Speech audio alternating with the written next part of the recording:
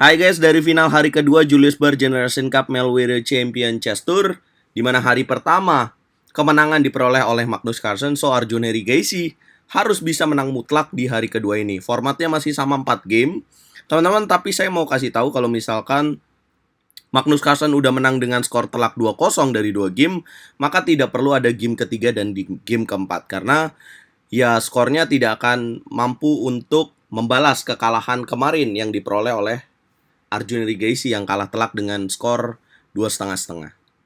Jadi Arjun harus bisa menang dengan 2-0 kembali dan akan ada game ketiga.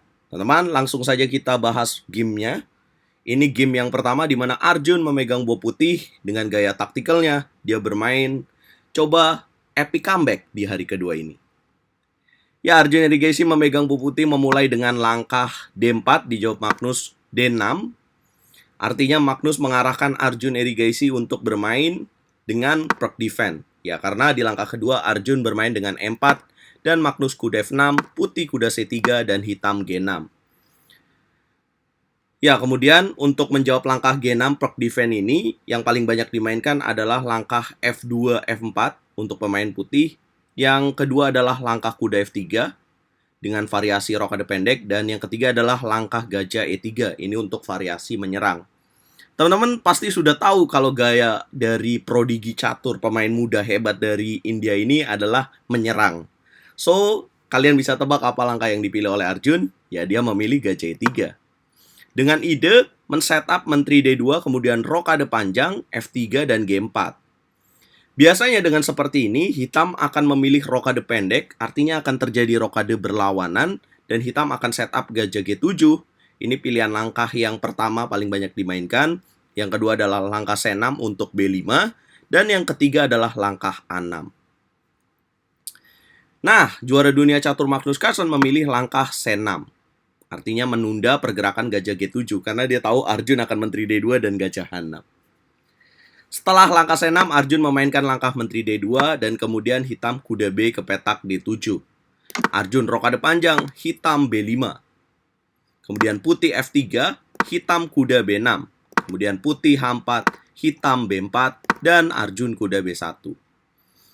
Ya, kenapa Arjun memilih kuda untuk mundur ke petak B1, teman-teman? Kalau misalkan dia memilih kuda ke petak E2, maka hitam akan langsung nyerang dengan kuda ke petak C4 mengancam menteri dan gajah. Menteri harus ke petak D3 dan akan ada kuda memukul gajah, menteri memukul kuda, dan akan ada H5.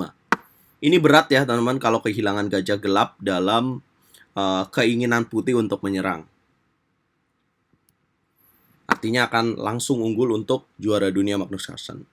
Dia pilih kuda B1, hitam melanjutkan serangan dengan A5, putih kuda H3, dan Magnus D5. Sebenarnya langkah D5 ini kurang tepat dan Arjun E5 ini pilihan yang tepat dan membuat Arjun unggul. Kemudian hitam kuda H5, putih menteri S1. Sayang sekali pilihan Arjun memilih menteri S1 ini kurang tepat. Harusnya dia memilih menteri F2, tujuannya sama, mencegah petak G3. Tapi lebih kuat aja teman-teman pilihan ke menteri F2 karena tetap menghubungkan bentengnya ya. Ya nanti bisa gajah D3. Menteri S1, kemudian Magnus Carlsen gajah memukul kuda H3, karena kalau gajahnya naik ke petak G5 itu berbahaya. Kemudian benteng memukul gajah, dan hitam manuver kuda G7. Ini cantik banget nih, ciamik banget. Arjun Erigaisi gajah ke petak H6. Kemudian hitam kuda E6, putih gajah memukul gajah, hitam benteng memukul gajah. Putih benteng H2, hitam menteri C7.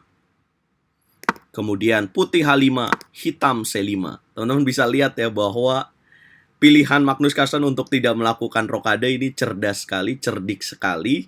Karena bisa bayangin kalau misalkan dia memilih rokade dan benteng Arjun berada di sini, menterinya berada di S1, ini bahaya banget.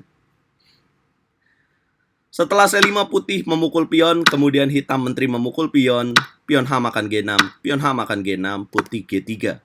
Hitam benteng C8, putih F4. Saya rasa pilihan Arjun untuk bermain G3 dan F4 ini terlalu lambat teman-teman. Sehingga Magnus Carlsen melakukan serangan di langkah ke-21 dengan kuda D4, mengancam pion C2. Arjun Erigaisi menteri F2, teman-teman bisakah kalian tebak apa langkah yang akan dimainkan oleh Magnus Carlsen setelah putih menteri F2? Karena langkahnya sangat cantik, dalam posisi slightly better, Magnus Carlsen memainkan langkah B3. Boom! Gila, kudanya dikasihin di petak D4. Tapi Arjun, kalau misalkan menteri memukul kuda di petak D4, maka skakmat akan terjadi dengan pengorbanan menteri. Boom! Benteng memukul menteri, benteng memukul benteng, maka skakmat tercipta. Setelah B3, jadi apa jawabannya? Kalau misalkan pion A memukul pion, maka skakmat cantik juga terjadi dengan kuda memukul pion B3. Bagaimana jika benteng memukul kuda D4? Maka hitam akan pion B makan A2, dan pion akan promosi, dan dia akan sekolah lagi, teman-teman. Dia akan promosi menjadi menteri. Karena gimana cara putih untuk menjaga pion promosi ini? Ya, tapi Arjun tahu itu dan dia jalan A4. Dan ini dalam posisi yang unggul besar. Seharusnya langkah yang lebih tepat adalah langkah kuda C3.